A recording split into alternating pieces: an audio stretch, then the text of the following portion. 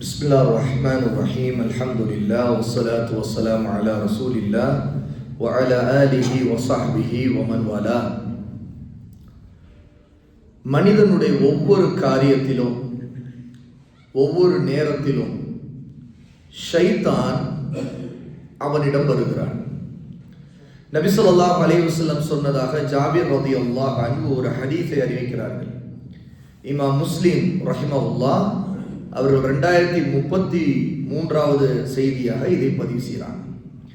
இன்ன ஷைத்தான யஹ்துரு அஹதகும் இன்த குல்லி ஷைஇன் மின் ஷஅனி. உங்களில் ஒருவரிடம் அவரது காரியங்கள் ஒவ்வொன்றிலுமே ஷைத்தான் வருகை தருகிறான். எல்லா விஷயத்திலும், காலையில் கண் விழித்ததிலிருந்து கண் மூடி தூங்க போகின்ற வரை, எந்த நேரத்திலும், சாப்பிடும் போதும் சரி, தூங்கும் போதும் சரி, குளிக்கும் போதும் சரி, வியாபாரம் செய்யும் போதும் சரி, ஏன் மனைவியோடு ஒரு சேரும் போதும் சரி, எந்த நேரமாக இருந்தாலும் ஷைத்தான் மனிதனிடம் வருகிறான். எதற்காக? வழிகெடுக்க வருகிறான். எத்தனையோ காரணங்களுக்காக வருகிறான். அதுல ஒரு காரணம் இந்த ஹதீஸிலே சொல்லப்பட்டிருப்பது, ஷைத்தான் நம்முடைய உணவை சாப்பிடவும் வருவான் என்பதுதான் காரணம்.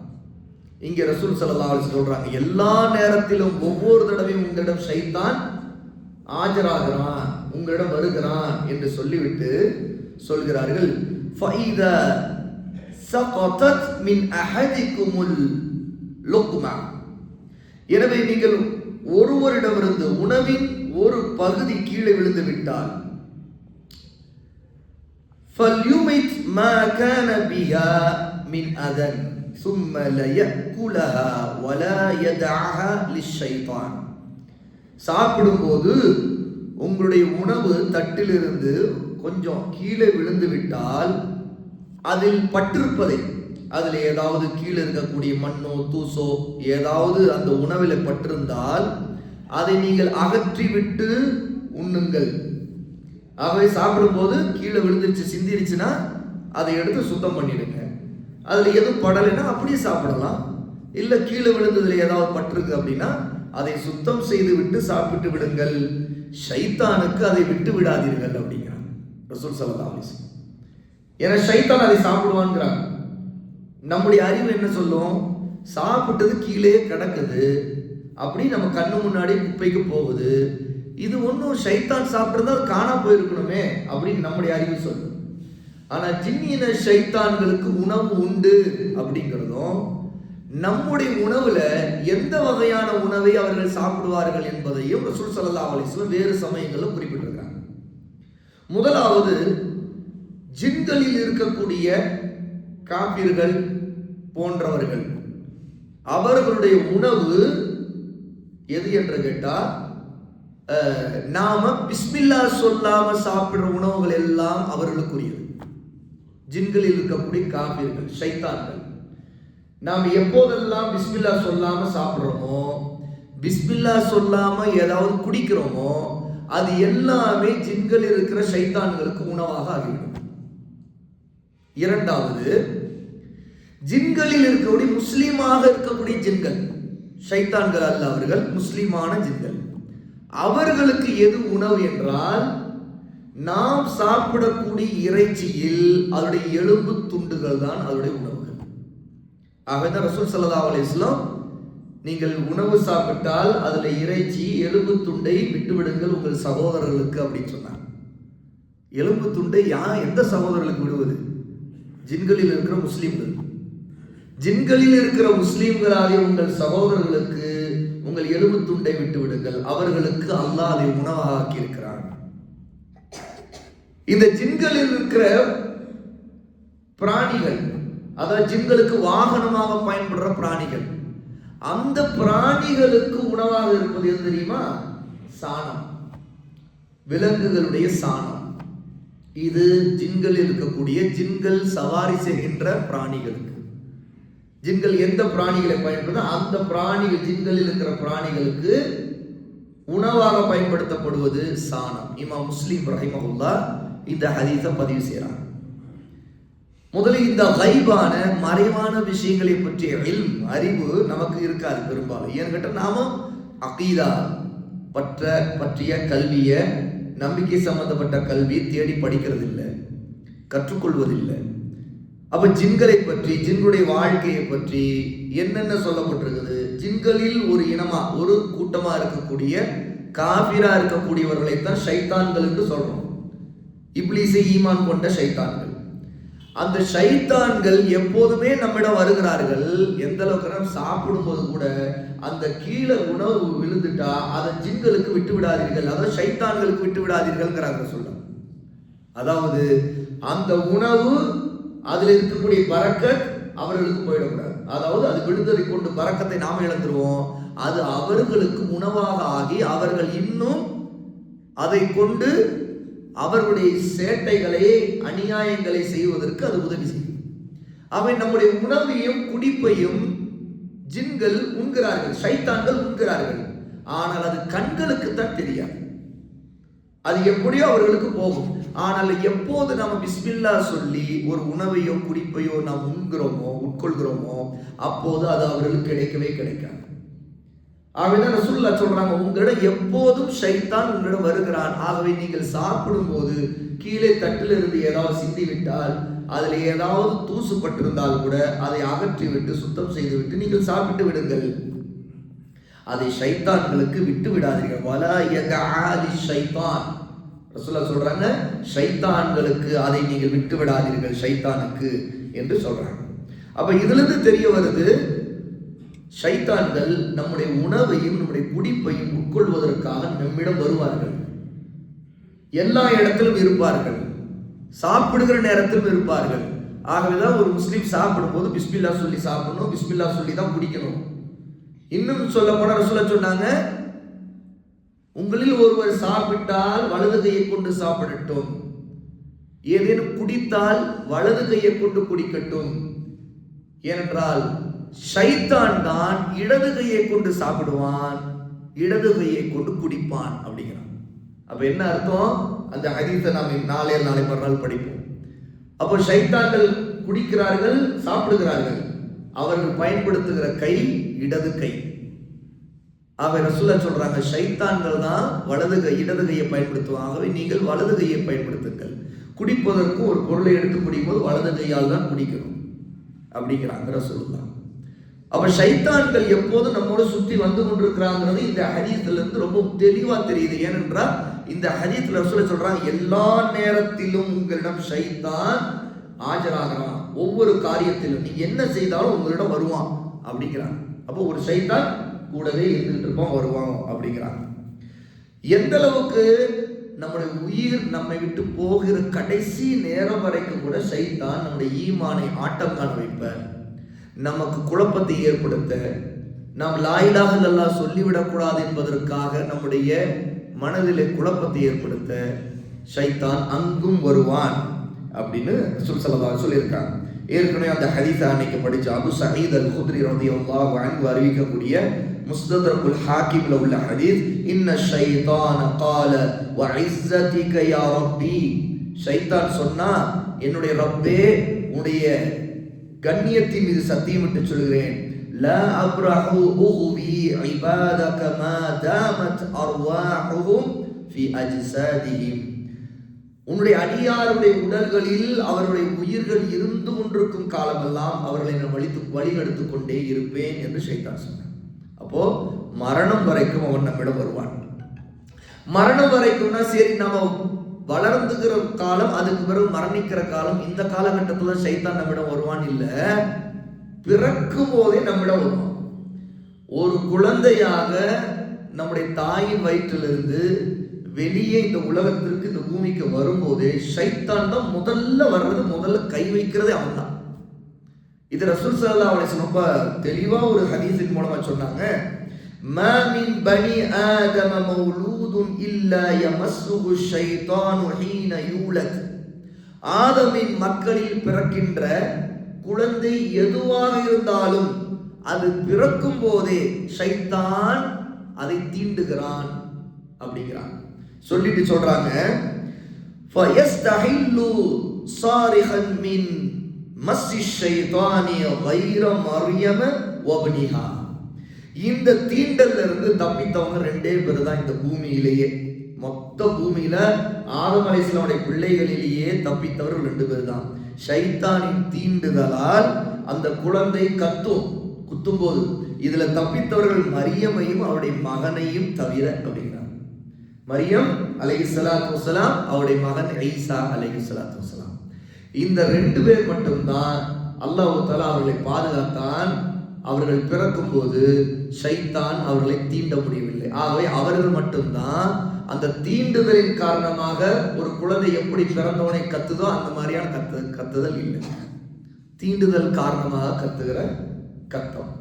அப்போ இதை சொல்லிட்டு ரசூல் ஸல்லல்லாஹு அலைஹி வஸல்லம் சொல்றாங்க. இதை அபூ ஹுரைரா ரலியல்லாஹு அன்ஹு இந்த ஹதீஸை அறிவிக்கிறாங்க. அறிவித்து விட்டு அபூ ஹுரைரா ரலியல்லாஹு குர்ஆனில் இருந்து ஒரு ஆயத்தை ஓதி காட்டுறாங்க.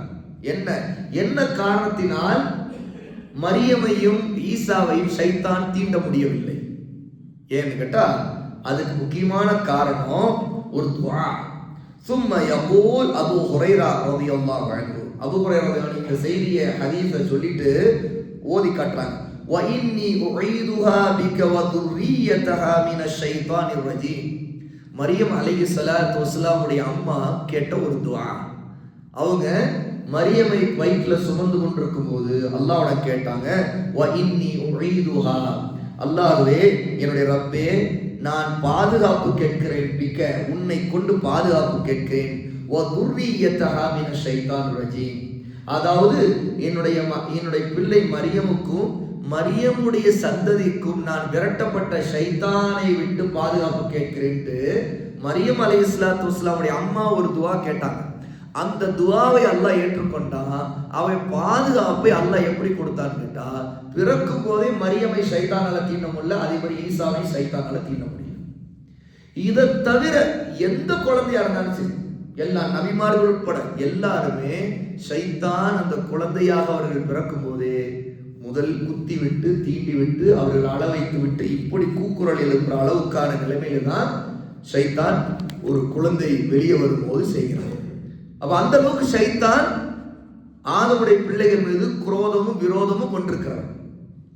ஆதமின் மீது இருக்கிற விரோதம் ஆதமுடைய பிள்ளைகளாகிய மனிதர்கள் எல்லாரும் மீதும், அது ஆணா இருக்கட்டும் பெண்ணா இருக்கட்டும், அத்தனை பேரையும் கெடுக்க வேண்டும், நரகத்தில் கொண்டு போய் தள்ள வேண்டுங்கிற ஒரு மிகப்பெரிய திட்டத்தோடு தான் ஷைத்தான் வந்திருக்கிறான்.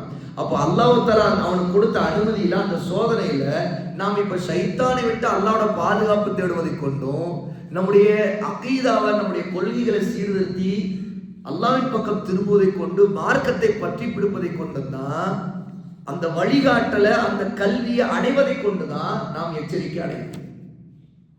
நம்முடைய உணவை கூட அவன் சாப்பிடுகிறான் போது நம்ம எவ்வளவு கவனமா இருக்கணும். அவனுக்கு சக்தி கிடைக்கிற அதை கொண்டு ஷைத்தான்கள் பிஸ்மில்லா சொல்லப்படாத உணவை அவர்கள் சாப்பிடுகிறார்கள் அறிந்தாதான், ஓ நம்முடைய உணவை தின்றே நமக்கே குழி பறித்து நம்மையே கெடுக்கிறதுக்கு ஒருத்தர் நம்மோட சுத்திட்டு இருக்கிறான், நம்ம சுத்தி வந்துட்டு இருக்காங்க, அப்பதான் நமக்கு தெரியும். ரசூல் ஸல்லல்லாஹு அலைஹி வஸல்லம் இந்த ஹதீஸை அறிவிக்கிறாங்க. எந்த அளவுக்கு ஷைத்தான்கள் ஒரு குழந்தை பிறக்குது குத்துகிறான், அது மட்டுமல்ல குழந்தைகள் மீது அதிகம் பாதிப்பையும் அவர்களுக்கு தீண்டலையும் ஏற்படுத்துறதுக்கு ஷைத்தான்கள் அதிகம் காத்திருப்பார்கள். அதிலும் குறிப்பா மக்ரிபுடைய நேரம், இருள் பரவ ஆரம்பிக்கின்ற நேரம், அந்த நேரத்துல ஷைத்தான்கள் அதிகம் பரவுகிறார்களாம். அதனால்தான் ரசூல் ஸல்லல்லாஹு அலைஹி வஸல்லம் சொன்னாங்க, அந்த நேரத்தில் உங்களுடைய குழந்தைகளை வெளியே விடாதீர்கள், வீட்டில் அடைத்து வையுங்கள். இதை பொதுவா பெற்றோர்கள் இதை பற்றி விழிப்புணர்வே இருக்கிறது இல்லை. இன்னும் சொல்ல போனா அந்த நேரத்துல தான் குழந்தைங்க வெளியில விளையாட ஆரம்பிக்கும். இப்ப சில நேரத்துல மக்ரிபுடைய நேரத்துல வெளியே போறது, அப்படி வெளியே இருந்துகிட்டு இருக்கிறது, இது ரொம்ப சர்வசாதாரணமா நிறைய தாய் தந்தை அறியாமையில் இருக்கிறனால குழந்தைகளுடைய இந்த பிரச்சனையை அறியறது இல்லை. ஆனா ரசூல் ஸல்லல்லாஹு அலைஹி வஸல்லம் சொல்றாங்க பாருங்க, இதஸ்தஜ்ன அல்-லைலு அவ் قال ஜுன்ஹுல் லைல், இரவுடைய இருள், மக்ரிபுடைய நேரம் தான் இரவு வர ஆரம்பிக்கிற நேரம், அதனுடைய இருட்டு பரவ தொடங்கி விட்டால், அப்படியே உலகத்துல நாம இருக்கிற பகுதியில் அப்படியே இருட்டு அப்படியே ஆரம்பிச்சு பரவ ஆரம்பிக்குது. இப்படி பரவ தொடங்கி விட்டால் ஃபகுஃபு சிபியானக்கும், உங்களுடைய குழந்தைகளை நீங்கள் தடுத்து வையுங்கள், அதாவது வீட்டிலே வையுங்க, தடுத்து வைங்க. ஏன், என்ன காரணம்? இன்ன ஷைத்தான தன்தஷிரு ஹீனஇதின், அந்த நேரத்தில் ஷைத்தான்கள் பரவுகிறார்கள். அப்படியே எல்லாம் பறந்துகிட்டு அந்த இரவு நேரத்தில் பரவ ஆரம்பிப்பாங்க. இரவு வரும்போது அதிகமாக பரவுவாங்க. அதனால இரவு நேரத்தில் அதிகமாக ஷைத்தான்கள் பரவி இருக்கிற நேரம், அதிகமான இருட்டிலே ஷைத்தான்களுடைய குழப்பங்கள் அதிகரிக்கிற நேரம். ஆக இரவின் நேரம் வரும்போது ஷைத்தான்கள் அதிகமாக ஜின்கள் பரவுகிறார்கள். அவை நீங்கள் தடுத்து வையுங்கள், பாதுகாத்துடுங்க, உங்க வீட்டுக்குள்ள வைங்கிறாங்க. فَإِذَا ذَهَبَ سَاعَةٌ مِنَ الْعِشَاءِ فَخَلُّوهُ, இஷாவுடைய நேரம் வந்துருச்சு, அதாவது நல்ல இருட்டி விட்டது அப்படின்னு ஒரு குறிப்பிட்ட நேரம் நெருங்கிடுச்சு அப்புறம் அவர்களை நீங்கள் விட்டு விடுங்க. அப்புறம் நீங்க அவங்க விளையாடட்டும், ஒன்றும் பிரச்சனை இல்லை. அப்புறம் வெளியே போக விரும்பினா பிள்ளைகள் நீங்க விடலாம் அப்படின்னு சொல்றாங்க ரசூல் ஸல்லல்லாஹு அலைஹி வஸல்லம்.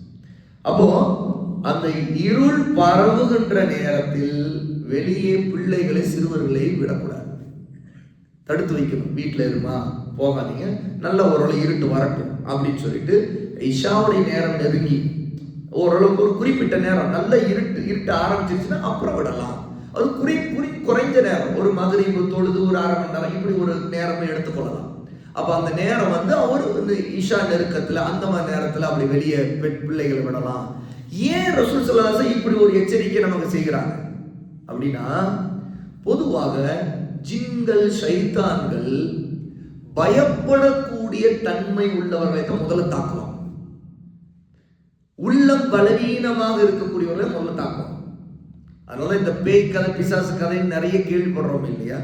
அதெல்லாம் அந்த கதைகள்ல உண்மையான பல பொய்களும் இருந்தாலும் உண்மை என்னன்னு கேட்டா, உண்மையாவே சில சம்பவங்கள் சிலருக்கு என்ன நடக்குது கேட்டா, ஜின்கள், ஷைத்தான்கள் ஒரு சில மனிதர்களை அச்சுறுத்துவது. அந்த அச்சுறுத்தப்படுகிறவர்கள் யாரா இருப்பாங்க கேட்டா, முதல்ல உள்ளம் பலவீனமானவர்களா இருப்பாங்க. அவர்கள் இருட்டை பார்த்து ஒரு பயம் இருக்கும். அந்த பயத்தில் இருக்கிறவர்களை ஷைத்தான் தாக்குவான். தாக்குவதெல்லாம் உடனே அடிச்சுவான்னு தானே எடுத்துக்க முடியாது, எல்லா நேரத்திலும் அப்படி நடந்துன்னு சொல்ல முடியாது. ஆனா அந்த பயத்தின் காரணமாக அவர்களுக்கு பலவிதமான தீண்டல், குழப்பங்கள் அல்லது நோவினைகள் அல்லாஹ் நாடி இருந்தா, விதியில் அது இருந்தா நடந்தது. எப்படி ஒரு மனிதன் இன்னொரு மனிதனை அடிக்கலாம்னு நினைக்கும் போது அல்லாஹ் நாடினா அவனுக்கு அந்த பாதிப்பு வருதோ, அடிச்சிடறானோ இல்லைன்னா காப்பாற்றப்படுறானோ, ஒருத்தனை இன்னொருத்தர் கொலை செய்யவே போறான், அல்லாஹ் நாடினா ஒருத்தனை காப்பாத்தினா அவன் கொல்லப்படல, அவன் கடைசிக்கு தப்பிச்சுட்டான், மயிரிழையில தப்பிச்சுட்டான்னு சொல்றாங்கல்ல, அந்த மாதிரி அல்லாஹ் நாடி இருந்தா ஒரு மனிதனுக்கு ஒரு குறிப்பிட்ட ஷைத்தான் ஜின்னை கொண்டு ஏதாவது தாக்குதல், ஏதாவது ஒரு குழப்பங்கள் அல்லது அவன் மீது ஏறுதல் இறங்குதல் இருக்கலாம். ஷைத்தான்கள் ஒரு மனிதனுடைய உடலுக்குள்ள நுழைய முடியும், தீண்ட முடியும். அல்லாஹ் நாடினா அது நடக்கும். அப்ப இந்த அல்லாஹ்வுடைய தக்தீர்ல ஒரு மனிதனுக்கு அந்த தீங்கு, அந்த ஷர் அது விதிக்கப்பட்டிருந்தா அது நடந்துடும். அப்போ அந்த விதியின் காரணமாக, விதியில் இருக்கக்கூடிய ஒரு தீமை காரணமாக ஒரு மனிதனுக்கு இந்த சோதனை உலகத்தில் நடக்கலாம். அதுக்கு சாத்தியங்கள் இவ்வளவு இருக்குது. அனுபவங்களுடைய வரலாறுகள் எத்தனையோ பேருடைய வாழ்க்கையில சில விஷயங்களை நம்ம அறிவோம். அதுல இந்த பயப்படக்கூடியவர்களுக்குள்ளதான் எளிதாக ஷைத்தானால் பாதிப்பை ஏற்படுத்த முடியும். அதுல குழந்தைகள் இயற்கையாகவே அவர்கள் இருட்டை பார்த்து பயப்படுதல் இந்த மாதிரியான ஒரு பலவீனமான படைப்பு. ஆகவே குழந்தைகளை சீண்டுவது, தீண்டுவது, குத்துவது இது மாதிரியான விஷயங்களை ஜின்னின ஷைத்தான்கள் செய்வார்கள். பிறந்த குழந்தையை அட வைக்கிறான் அப்படின்னா அதையும் செய்ய முடியும் ஷைத்தானால். ஆகவேதான் அப்படி இல்லாமல் இருந்தால் ரசூல் ஸல்லல்லாஹு அலைஹி வஸல்லம் பிள்ளைகளை அடைச்சு வைங்க, தடுத்து வைங்கன்னு சொல்ல வேண்டிய அவசியமே இல்லையே.